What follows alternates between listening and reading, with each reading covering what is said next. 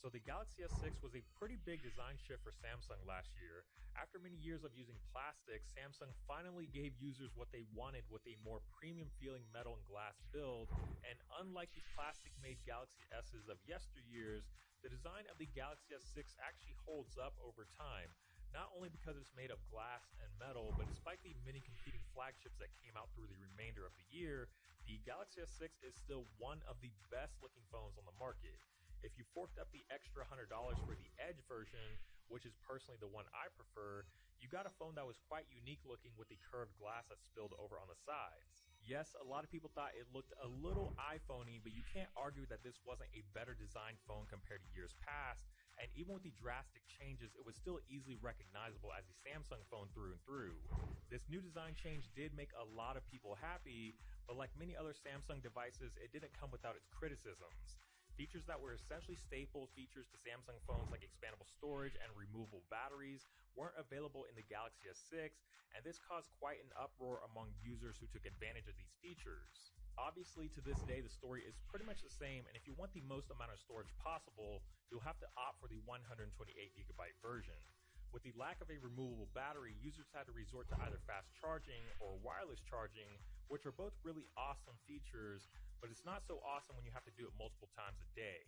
Battery life on the S6 wasn't that great when the phone was initially released, and it still unfortunately isn't. This could potentially improve when the Marshmallow update arrives, but currently if you want an S6 that has good battery life, the Active is your only choice, if you're on AT&T that is. Speaking of updates, the Galaxy S6 has received quite a few updates, including an update to the latest version of Lollipop. There's no official Marshmallow update in sight as of yet, but with the beta version of Marshmallow floating around out there, hopefully we're going to be seeing the update much sooner rather than later, but at this point it's looking pretty bleak on if we'll get it before the S7 launches. The Apps Edge feature that was initially exclusive to the S6 Edge Plus made its way over to the regular S6 Edge, which out of all the Edge features, the Apps Edge is probably the most useful, whereas the rest of the Edge features are somewhat gimmicky or just cumbersome to use. Despite the improvements Samsung has made to TouchWiz, it's still not my favorite in terms of aesthetics, but the best part about TouchWiz now is the theme store, and when you combine the Material theme with a third-party launcher, you can make it feel a lot more like stock Android,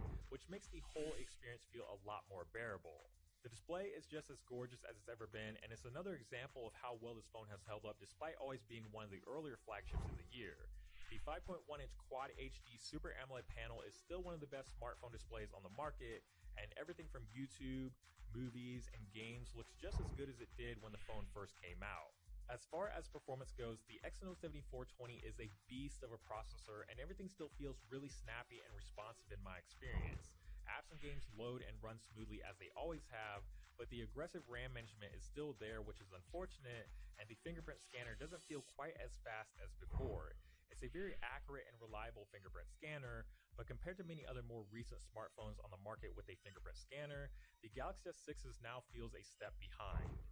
One of the best features of the Galaxy S6 is of course the camera. The 16 megapixel camera takes amazing photos and is easily one of the best smartphone cameras on the market, and that says a lot about this camera considering 2015 was essentially the year where almost every manufacturer delivered a smartphone with a good camera. It's a pleasure to use, the software is clean and intuitive, and Samsung makes it very convenient to get to it with the double tap of the home button. I forgot how useful this feature was until I started using the S6 again, and I know Nexus phones have something very similar, but more phones need to have a dedicated hardware camera shortcut because it makes getting to the camera that much easier and faster over other alternatives like on-screen software shortcuts.